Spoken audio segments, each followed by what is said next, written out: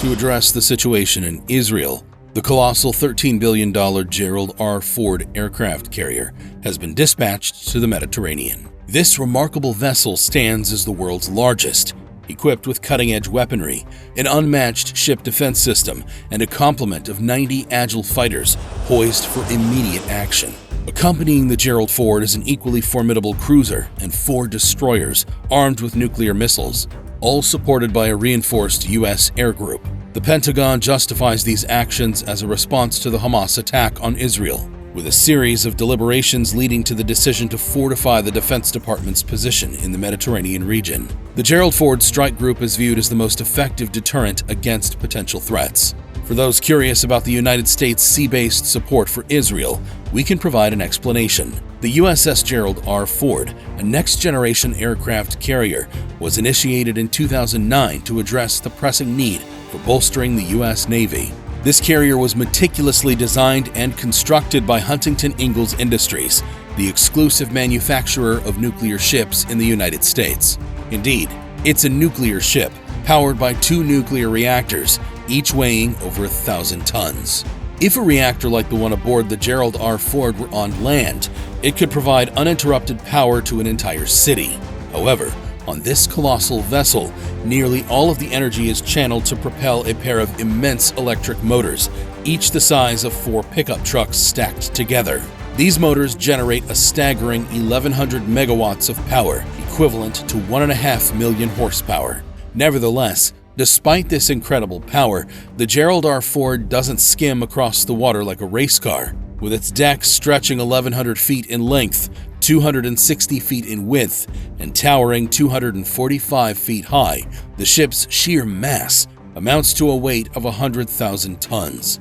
This makes it the world's largest aircraft carrier, a true marvel of engineering. You're undoubtedly curious about the armaments of this behemoth, and we'll provide those details shortly. As you step onto the deck, your attention is immediately drawn to the renowned Mark 15 Phalanx CIWS air defense system. This system ranks among the world's top anti-aircraft artillery systems, thanks to its impressive firing rate of 4,500 rounds per minute and an initial projectile velocity of 3,600 feet per second. When it engages, the Phalanx unleashes a continuous stream of projectiles that resembles a laser. Notably, the Gerald R. Ford also boasts a laser of its own. Lockheed Martin's LAWS shipboard laser system draws its power from the aircraft carrier's nuclear reactor, allowing for continuous assaults on enemy aircraft and missiles from up to 3 miles away. The laser's potency is sufficient to disrupt aircraft electronics or obliterate incoming projectiles. Should the need arise not only to disable but to obliterate enemy aircraft, the RIM 116 comes into play. This weapon resembles something out of a science fiction movie, housing 20 missiles capable of intercepting targets at a range of 6 miles, while traveling at speeds exceeding 2,200 miles per hour. Yet, the most critical component of the Gerald R. Ford is its airstrike group, consisting of 90 fighters and helicopters. According to a Pentagon spokesperson, prior to deploying the carrier to the Mediterranean, Washington reinforced squadrons of F-35, F-15, F-16 fighters, and A-10 attack aircraft, all stationed on board the Ford. Determining the most dangerous among these aircraft is a challenging task, as each poses a grave threat to any adversary. The F-35, widely regarded as one of the most advanced modern fighter jets, boasts cutting-edge technology, ranging from laser and missile weaponry to a unique engine that facilitates vertical landings. Similarly, the F-16 stands as a top-tier 4th-generation fighter, capable of neutralizing even more recent aircraft through its combination of extreme maneuverability, speed, and the ability to launch supersonic missiles at targets up to 70 kilometers away. And then, there's the iconic A-10 Thunderbolt II, affectionately known as the Warthog, armed with its immensely potent GAU-8 Avenger cannon, capable of unleashing a devastating 3,900 rounds per minute and obliterating any ground target in its path. Despite its age, the A-10 stands as a testament to the enduring might of American aviation. As evidenced, the Gerald R. Ford aircraft carrier carries an extensive array of weaponry. However, It also houses some unconventional equipment, including a cable landing system designed for helicopters. When helicopters like the Apache need to land on an aircraft carrier, they employ a vertical landing method. Yet, this becomes impractical in rough seas. In such scenarios, a special cable is used to safely guide the helicopter to the deck. As previously mentioned, the Gerald R. Ford aircraft carrier boasts a broader and more spacious deck, simplifying the takeoff and landing of aircraft. Its innovative design features fewer obstructions and more efficient deck space organization, enhancing safety and operational efficiency. Furthermore, the carrier is equipped with elevators capable of hoisting and lowering aircraft and other equipment. Each elevator can handle up to 65 tons of cargo, and there are 3 of them in total. Below the upper deck, there's a vast storage area, resembling a colossal parking lot for elite warbirds. This is where even a stealth bomber like the B-21 Raider can be concealed, poised to execute a surprise strike on the heart of an enemy base. However, the Gerald R. Ford has steadfast companions that accompany it on every voyage. The strike group includes a Ticonderoga-class cruiser armed with guided missiles. These cruisers rank among the most formidable and versatile warships globally and are widely employed by the U.S. Navy. The Ticonderoga cruiser is equipped with the Aegis system, a top-notch defense system against enemy threats.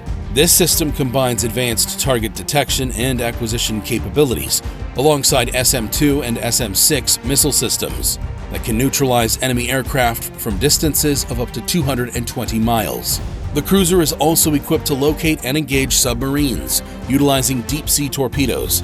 However, the standout feature is the cruiser's ability to launch Tomahawk-guided missiles at land targets. What makes the Tomahawk unique is its remarkable range of 1,000 miles, capable of carrying various types of warheads, from high explosives to cluster munitions, making it an exceptionally lethal, long-range, and adaptable weapon. Accompanying the Ticonderoga cruiser and the Gerald Ford strike group are 4 equally potent Arleigh Burke-class destroyers. These destroyers are the backbone of the U.S. Navy's destroyer fleet, capable of dealing substantial blows to an entire enemy army using the previously mentioned SM-2 and SM-6 systems, as well as Harpoon anti-ship missiles with a reach of up to 250 miles. The remarkable feature of the Harpoon missile is its exceptional maneuverability, capable of flying at an altitude of approximately 16 feet above sea level. Such a missile is nearly impervious to interception by other missiles, leaving the enemy with little defense except for small arms fire. Additionally, the Arleigh Burke destroyers are equipped with 5-inch Mk-45 artillery systems, torpedoes, and unmanned aerial vehicles. These vessels are outfitted with state-of-the-art electronics and communication systems, ensuring seamless communication and data sharing with other ships.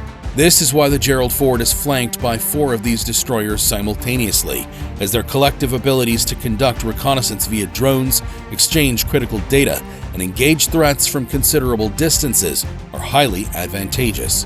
Meanwhile, the Ticonderoga cruiser remains poised to eliminate high-value land targets, and the Gerald R. Ford commands the skies with its modern air group of advanced fighters.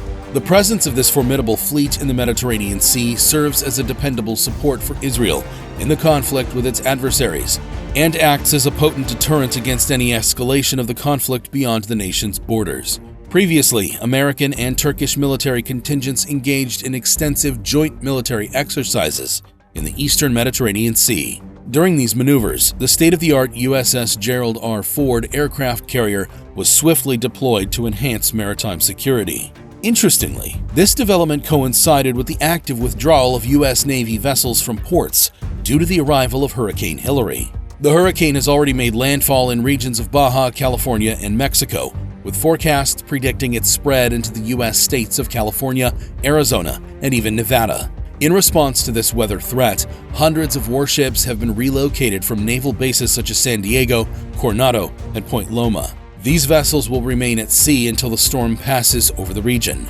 This may lead one to wonder if the most formidable weapons on Earth, represented by these warships, fear a natural storm. The answer is yes. Without the implementation of specific precautions, any ship, regardless of its size, including one as valuable as the $13 billion USS Gerald Ford, could sustain damage. Vice Admiral Michael Boyle, the commander of the U.S. Third Fleet, emphasized the importance of safeguarding the well-being of sailors and vessels in the face of the impending storm. Safety remains our top priority, and putting all combat-ready ships to sea makes it easier for us to manage the situation ashore. In cases like this, withdrawing the fleet from harbor is a standard procedure. Ships at sea can maneuver to avoid the storm. For the protection of colossal warships like the USS Gerald Ford or immense submarines like the Virginia, engineers have formulated plans of action to be taken in case of imminent danger. Submarines, in particular, follow a straightforward approach. They submerge to depths where the storm's waters have minimal impact. Additionally, they can utilize ballast reserves to regulate buoyancy and depth, essentially remaining submerged and awaiting the passage of the natural disaster. Aircraft carriers, however, lack the ability to submerge. To protect these multi-billion-dollar vessels, engineers have employed alternative methods. Modern aircraft carriers incorporate design elements to minimize swaying during storms. Their inherent stability is due to their substantial size and the air volume within. The broader hull and low center of gravity work in concert to maintain the vessel's stability, even in the face of strong waves. While it's virtually impossible for such a ship to capsize, natural ocean movements can still affect them. The primary concern for a ship is not its structure or size, but rather what it carries on board. This includes aircraft, helicopters, ammunition, and the safety of thousands of crew members. Instability can jeopardize personnel and equipment, and must be rectified to enable safe aircraft takeoffs and landings. In addition to specific design features, the U.S. Navy has devised various systems to maximize a ship's stability at sea. These systems encompass ballast, stabilizers, and shock absorbers, which can be hydraulic stabilizers or movable platforms.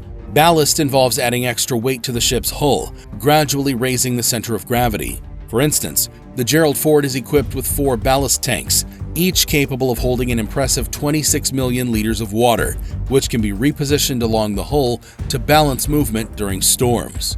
Moreover, modern aircraft carriers are equipped with advanced control systems that automatically respond to shifts in wind and waves, adjusting engine and rudder settings to maintain stability. It's safe to say that giants like the Gerald Ford are not at great risk from the storm itself. Rather, the primary concern is the security of all equipment on the deck, including fighter jets. In preparation for an impending storm, the crew can secure and remove equipment to safeguard the deck.